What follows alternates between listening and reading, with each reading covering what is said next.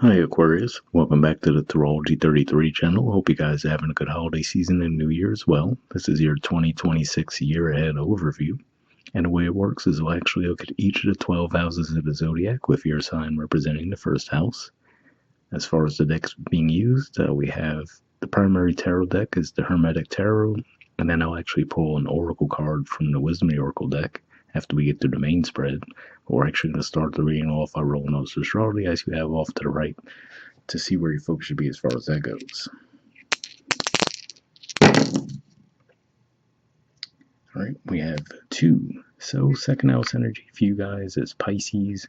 In general, second house points to possession, self-worth, and finances. Of course, we've had the North Node in Pisces for a while. It's actually going to be moving into your sign in 2026. And some heavy energies moving through Pisces for a while, right? We had Neptune recently go back in there, Saturn as well. They'll be moving back into Aries for 2026. But yeah, you could definitely be feeling some of the residual effects of that as far as your finances. We do see some heavy energy with your second house in the main spread as well. We have Sagittarius. So for you guys, Sagittarius is actually your 11th house of friendships, groups, hopes, and wishes. Main transit wise, there's nothing huge necessarily that pops out to me about Sagittarius energy as a whole, but you could definitely have some focus in that area of life. I do see a very positive energy for your 11th house there. And we have Venus. So Venus actually will move through a decent portion of the zodiac throughout the year of 2026, as it normally does, but it'll basically move from Capricorn to Scorpio. But the main thing to keep in mind with that is there's actually going to be a Venus retrograde in Scorpio starting in early October, and that'll wrap up in the middle of November. So keeping in mind that for you guys, Scorpio represents your 10th house of career and social status, you could be seeing some shifts around your finances when it comes to that. So we'll keep all those energies in mind as we go through the main spread. In the first house, we have Fortitude.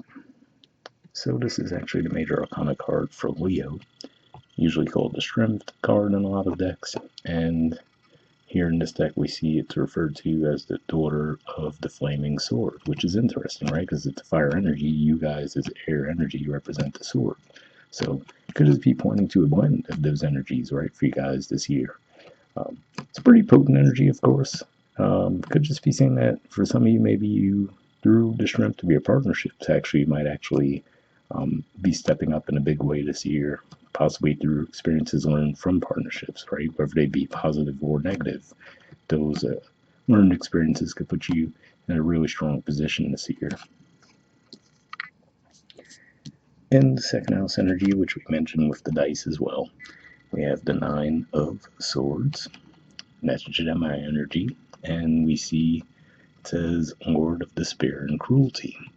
So looking at this here, I feel like this is saying that, maybe you go through some financial difficulties this year. Now, for some of you, could just be moving past that from what I'm seeing from the rest of the spread. But yeah, at the very least, it looks like at some point you might be going through that.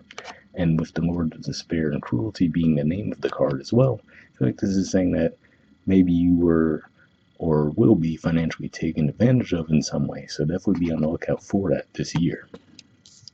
With that in mind, positive thing to see in the third house is the 6 of Wands, which is more Leo energy actually, and we see here it's referred to as the Lord of Victory. So even if there is, right, some attempt by someone around you to take advantage of you when it comes to your finances, it looks like ultimately you will come out on the better end of the situation. And third house in general points to communication, short journeys, and siblings, but primarily what I'm getting from this is more so the communication side of that, right? So I feel like this is saying ultimately you will gain power through using your voice this year. So maybe even by exposing those who might take advantage of you financially in some way, right? But yeah, I feel like this is definitely a good year to speak up. In the fourth house, we have the 9 of Cups. And we see here that says Lord of Material Happiness. So Piscean energy here, which is actually your second house of finances, like we talked about with the dice there. So, on the more positive end, right, this could just be saying that ultimately, like we said, yeah, it looks like maybe someone might try to take advantage of you financially, but ultimately it looks like you'll come out on the victorious end, right? And this could also just be saying within your home environment, you might feel really comfortable this year too. So, I don't know if you're moving to a new place, maybe renovating, or just feeling comfortable in your own skin when you're at home, right? Looks like that's a positive energy regardless.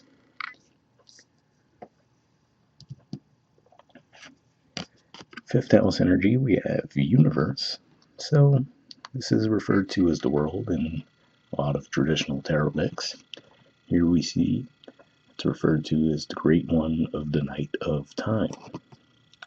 Quite a dramatic name, right? But yeah, the World card, to see this in the fifth house as well, to me, could point to, again, like we said, any lessons that might have come to you from others, whether they were positive or negative. Looks like you'll be leveraging those in a positive way this year. And this could be fueling your creativity as well, which does remind me of the fact, too, that your ruler, Uranus, will actually be moving back into Gemini toward the end of April. So having your ruler in your fifth house creativity could actually be boosting that area of life for you guys. So be on the lookout for that. Technically, fifth house could point to romance and children as well. So keep that in mind.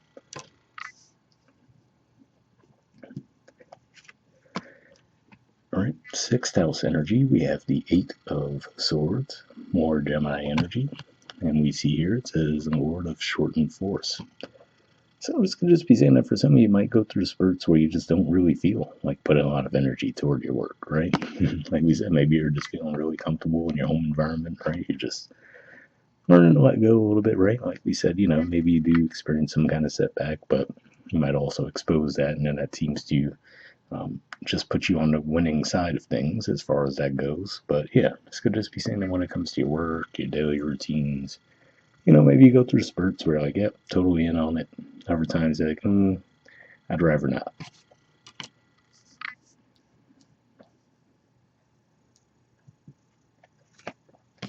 All right. In the seventh house, we have the Seven of Swords, which is actually an Aquarius energy. And we see down here it says Lord of Unstable Effort. So, could also just be saying when it comes to your romantic partnerships this year, right? Maybe you're just not going to put a lot of energy into that. Again, like I said, it seems like you're going to be very at home this year. So, but yeah, I mean, like we said, we do have the universe in your fifth house, so maybe you'll be more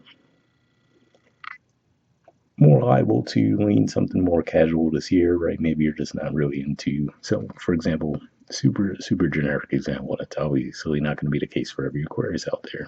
But let's just say one generic way this could play out that you could see in a tangible way would be if someone went through a divorce, right? So maybe there was some kind of financial setback around that, right? Once everything gets settled, right, you end up on the better end of things because especially if someone was trying to take advantage of you in the situation, right? And I'm like, all right, well, that was great, right? I think I'm just going to take a step back from relationships for a while and focus on myself, right? That's one of many ways it could be playing out, but just wanted to give you a real life example, quote unquote, of how it could be playing out. All right. In the eighth house, we have the Lovers. So this is actually the major arcana card for Gemini. And we see in this deck it's referred to as the Children of the Voice Divine. So, I mean, another indicator of what I was saying when we talked about the third house, where, like I said, I feel like using your voice is going to be important this year. Eighth house in general points to death, rebirth, intimacy, investments, right? So, again, could just be saying that maybe through speaking up, right, you might get some money that might have been owed to you, right? You might have people investing in what you might be putting out there, whether you're trying to start a business or you already have a business and you're looking for new clients. And of course, yeah, around your romantic lives, this could definitely be a positive indicator there as well. And again, going to the fact that Gemini being your fifth house and your ruler, Uranus is going to be in there for pretty much a little more than half the year. That's definitely a positive indicator there too.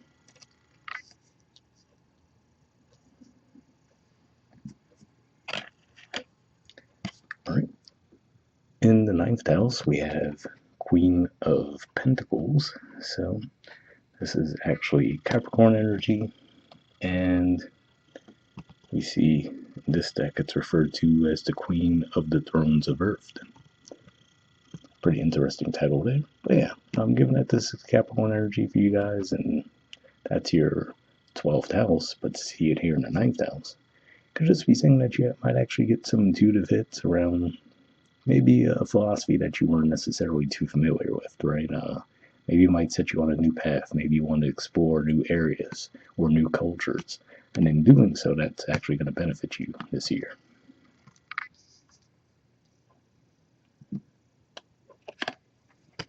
All right, 10th house energy, we have the Knight of Swords. So yet more Gemini energy, which, like we said, again, given that your ruler will be spending more than half the year there, it kind of makes sense.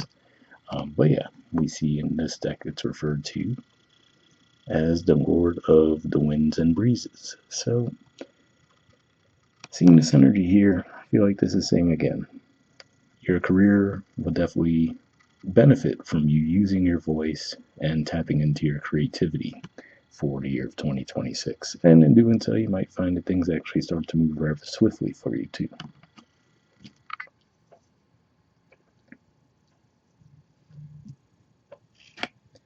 All right, in the 11th house, we have the Sun. So definitely a strong energy to see there. And for you guys, like we were saying, 11th house is Sagittarius, which we saw at the dice as well. Here in this deck, we see it referred to as the Lord of the Fire of the World.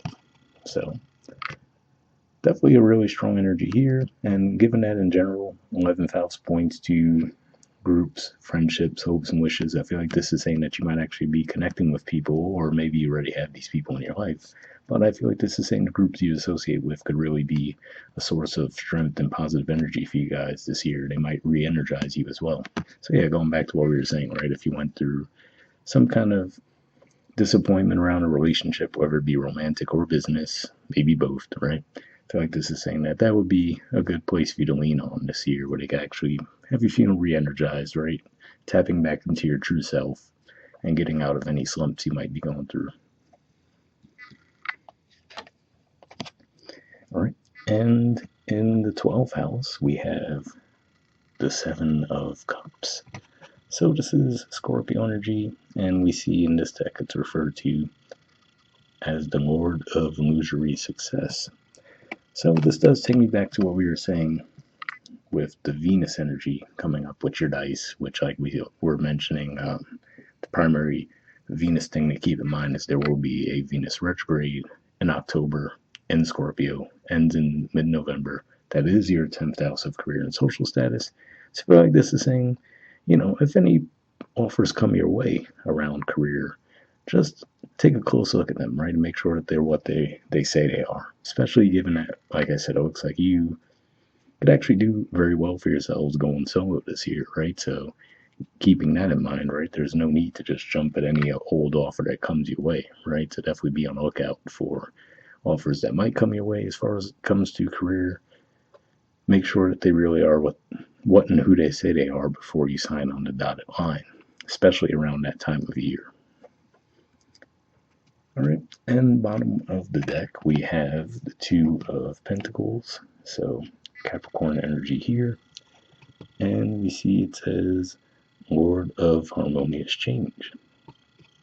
So interesting, right? Because in some decks, the Two of Pentacles energy looks a little more chaotic, right? It looks like someone trying to juggle two pentacles, trying to regain their balance. The water in the background looks all stormy.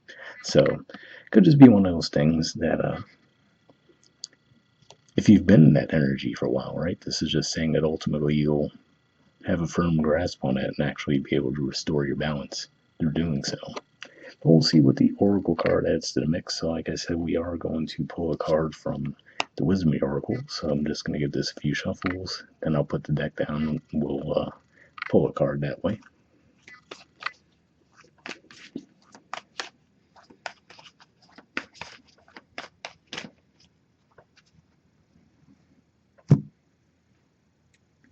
Alright, we'll take this card here. Get this out of the way. And we'll see what cards you guys got.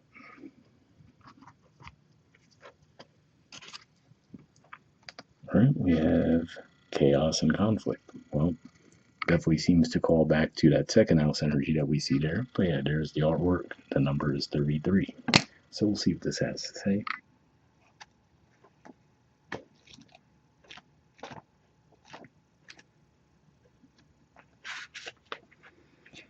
Alright, essential meanings says disarray, being at cross purposes with another, the tension of opposites, the value of chaos before order.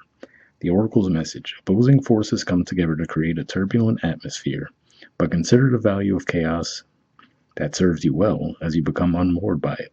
Scattered to the winds, you leave behind the parts of yourself you no longer need, and disperse seeds to reinvent yourself anew. Although the conflict appears to exist externally, its essence is also internal, projected outward and causing disarray. You may find yourself at cross purposes with someone else, facing a storm you feel you can't control. Yet every storm passes, and chaos leads to a reordering of things. Conflict provides a way to see more than one side of a situation. Look upon this as just a moment in time when you may need to take shelter and step away from the fray. Don't be too eager to fight. This is a time to understand rather than to be understood. So definitely an interesting message there, right? Like I said, I still feel there's a lot of value in you guys using your voice this year, but hopefully that message resonated with you as well. Alright, the relationship message says stubbornness is keeping you in a state of opposition. The incessant need to be right will only serve to prolong the conflict that deep down you want to be resolved. This is an opportune moment to learn about your values, your sense of self, what's really important to you. Some things are non-negotiable. If that's true, it's not necessary to fight. Can you find a way through the stormy emotions to higher ground? Soon the air will clear, and you will be in a much better place than before, for the storm will have passed, blazing a path for new growth in its wake. Things can become electric and enlightened, always better than before, if you use this time constructively.